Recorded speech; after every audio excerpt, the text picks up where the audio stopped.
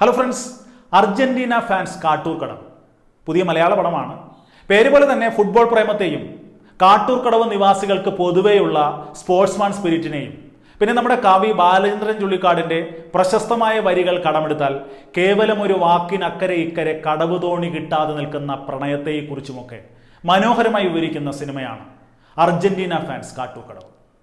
ആടും അലമാരയും ഒക്കെ സംവിധാനം ചെയ്ത മിഥുൻ മാനുവൽ തോമസ് ആണ് ഈ ചിത്രം സംവിധാനം ചെയ്തിരിക്കുന്നത്. ഐശ്വര്യലക്ഷ്മിയും കാളിദാസ് ജയറാമുമാണ് പ്രധാന വേഷങ്ങളിൽ അഭിനയിച്ചിരിക്കുന്നത്. ആട് 2-ന് ശേഷം വീണ്ടും ഒരു ക്ലീൻ എന്റർടൈനറുമായി എത്തിയിരിക്കുകയാണ് സംവിധായകൻ മിഥുൻ മാനുവൽ തോമസ്.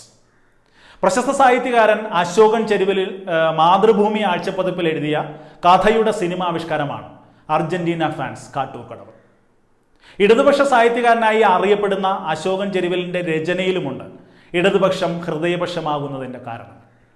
ഇത്തരമൊരു ഹൃദയപക്ഷത്തെക്കുറിച്ച് കൃത്യമായി മനസ്സിലാക്കിയാലേ ഒരുപക്ഷെ നമുക്ക് ഈ സിനിമയുടെ ക്ലൈമാക്സിൽ മെഹറിന്റെ വാപ്പ ഖാദർ കുട്ടിക്ക എടുക്കുന്ന തീരുമാനത്തിനൊപ്പം നിൽക്കാനും അതിൽ അസ്വാഭാവികത തോന്നാതിരിക്കാനും സാധിക്കും. സിനിമകളിൽ നമ്മൾ കണ്ടും കേട്ടും പഴകിയ പ്രണയരംഗങ്ങളെ അപ്പാടെ തള്ളി നിശബ്ദമായ ഇടങ്ങളെ പരസ്പരം ബന്ധിപ്പിക്കുന്ന ഒന്നാണ് അർജന്റീന ഫാൻസ് കാട്ടൂർക്കടവിൽ പ്രണയം എന്നുള്ളത്. സിനിമയിലെ നായകനായ വിപിനൻ അർജന്റീനിയൻ ഫുട്ബോളിന്റെയും മെസ്സിയുടെയും മെഹറുന്നീസയുടെയും ആരാധകനാണ്. മെഹറുന്നീസയ്ക്കുമുണ്ട് വിപിനനോട് ഒരിക്കലും വെളിപ്പെടുത്താത്ത ഒരു പ്രണയം. അതേസമയം അവൻ തൻ്റെ പ്രണയം അവളോട് വെളിപ്പെടുത്തുന്ന ഒരു ഘട്ടം വരുമ്പോൾ ഒന്ന് തിരിഞ്ഞു പോലും നോക്കാതെ നിന്റെ മുഖം കണ്ടാൽ അറിയാം കാര്യം എന്താണെന്ന്, അത് നടക്കൂലടാ, എനിക്ക് നിന്റെ വീട്ടിൽ എപ്പോഴും വരാനുള്ള സ്വാതന്ത്ര്യം ഇല്ലാതാക്കല്ലേ എന്ന് മെഹറുന്നീസ വിപിനനോട് പറയുന്ന ഒരു രംഗമുണ്ട്. എനിക്ക് ഏറ്റവും ഇഷ്ടപ്പെട്ട സീനാണ് സിനിമയിലേത്. ഗംഭീരമാണത്. വിപിനനായി കാളിദാസ് ജയറാമും മെഹറുന്നീസയായി ഐശ്വര്യലക്ഷ്മിയും മികച്ച പെർഫോമൻസ് ആണ് കാഴ്ചവെച്ചിരിക്കുന്നത്. എങ്കിലും ഐശ്വര്യലക്ഷ്മിയുടെ പെർഫോമൻസ് ഒരു പടി കൂടി ഉയർന്നു നിൽക്കുന്നു. ഫുട്ബോൾ പ്രേമികളുടെ നാടായ കാട്ടൂർക്കടവിൽ അർജന്റീനയ്ക്ക് മാത്രമല്ല ബ്രസീലിനും ജർമ്മനിക്കും പോർച്ചുഗലിനും ഒക്കെയുണ്ട് ആരാധകർ. 1994 മുതൽ 2018 വരെയുള്ള ലോകകപ്പ് ഫുട്ബോളുകളുടെ രസകരമായൊരു റഫറൻസ് നമുക്ക് ചിത്രത്തിൽ കാണാം. 1994 വേൾഡ് കപ്പിൽ ഒരു സെൽഫ് ഗോൾ അടിച്ചതിന്റെ പേരിൽ അക്രമികളുടെ വെടിയേറ്റ് കൊല്ലപ്പെട്ട കൊളംബിയൻ ഫുട്ബോളർ ആന്ദ്രേ എസ്കോബാറിനാണ് ഈ സിനിമ സമർപ്പിച്ചിരിക്കുന്നത്.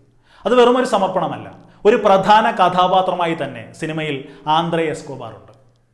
നമ്മൾ ഈ പ്രാഞ്ചിയേട്ടൻ എന്ന മമ്മൂട്ടി ചിത്രത്തിൽ പുണ്യാളനെ കാണും പോലെ, അല്ലെങ്കിൽ നന്ദനം എന്ന സിനിമയിൽ നവ്യ നായരുടെ കഥാപാത്രത്തിനോട് ഒപ്പം നടക്കുന്ന ശ്രീകൃഷ്ണനെ പോലെ നമ്മുടെ ദുഃഖങ്ങൾ കേൾക്കുകയും നമുക്കൊപ്പം തമാശ പങ്കുവെക്കുകയും ഒക്കെ ചെയ്യുന്ന നമ്മുടെ ഹൃദയപക്ഷമായ ഒരാൾ. ഏതായാലും പടം എനിക്കിഷ്ടമായി. ആദ്യവസാനം ഒരു ഫ്രഷ്നെസ് നിലനിർത്താൻ സംവിധായകന് ചിത്രത്തിലൂടെ സാധിച്ചു.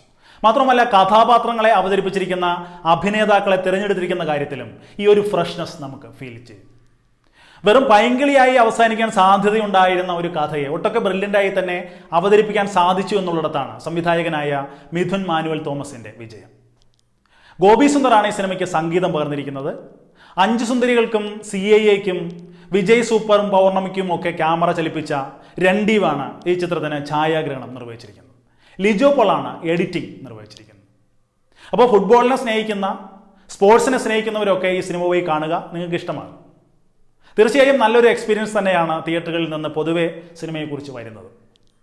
ഞാൻ ഈ ചിത്രത്തിന് നൽകുന്ന റേറ്റിംഗ് 3.5 ഔട്ട് ഓഫ് 5 ആണ്.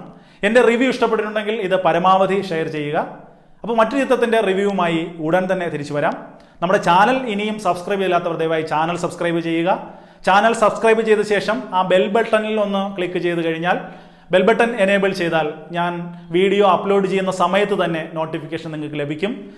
കൃത്യമായിട്ട് തന്നെ നിങ്ങൾക്ക് എൻ്റെ വീഡിയോസ് ഫോളോ ചെയ്യാനും സാധിക്കും. അപ്പോൾ മറ്റു ചിത്രത്തിൻ്റെ റിവ്യൂവുമായി വീണ്ടും ഒരു സിനിമ വിശേഷവുമായി തിരിച്ചു വരാം. അതുവരെ ബൈ.